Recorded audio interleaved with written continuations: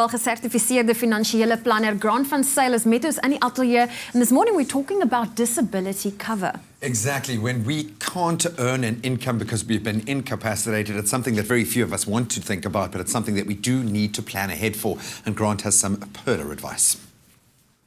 Now, when it comes to covering ourselves for emergencies, we first look at things like medical aid or insurance, but something that's very often overlooked is disability cover.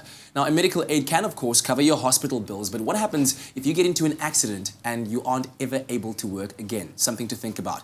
And so today, our certified financial planner, Grant van Sail from the Wealth Room, is going to be talking to us about the ins and outs of disability cover, and something that we all need to consider, especially before, an accident might happen to you.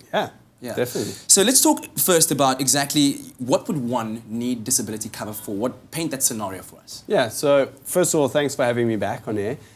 Disability cover is in a life-changing event where you can no longer earn an income. So you become disabled. And now if you can no longer earn an income, you need to have some form of insurance to cover your debt and to cover your living expenses at the end of the day. So break it down for us into layman terms. What exactly are the options involved there? Okay, so with disability, there's two options. There's lump sum disability, and then there's income disability cover. So those are the two options that you can kind of go for. And the main difference between the two? So lump sum disability is it's a lump sum payment if there's a life-changing event, and you normally will use that to settle a debt or something like that. And then income disability is a monthly amount that gets paid after a certain period that you will stipulate within your contract, and it will then cover monthly expenses, and you pay your monthly income at the end of the day. Yeah. Can we maybe get into, when you look at that contract, right? Let's say whether lump sum or monthly payment, what are some of the snags that one should be looking out for? I'm talking about things like, for instance, where it says the lump sum will be paid within 90 days post a certain event, or there'll be a certain tax on the amount that you receive per month. What are some of those things you need to look out for in your contract? Yeah, so when it comes to the lump sum disability side, there's quite a few variant options within the service provider. So you need to make sure that you're getting the best cover, because you could get a cheap entry-level sort of disability cover, and it's only going to cover you for certain disability situations. Okay. But a very big one is there's a phrase called own or similar occupation. Okay. So that means if you get disabled, they're going to cover you if you can't do your own or a similar occupation. And that could be open-ended. I mean, if you're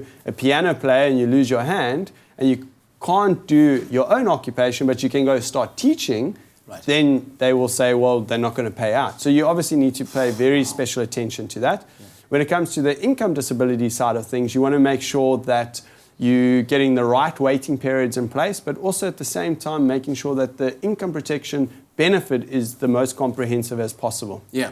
I want to quickly touch on the fact that sometimes when these lump sum payments come out, people tend to utilize them in the wrong way, and we're talking about something that is meant to last you for a very, very long time, because now you are no longer able to earn an income. What's the best way of dealing with that lump sum that comes your way, and now all of a sudden you get that SMS from the bank, and there it is? Yeah, I mean, that's a very, very good question.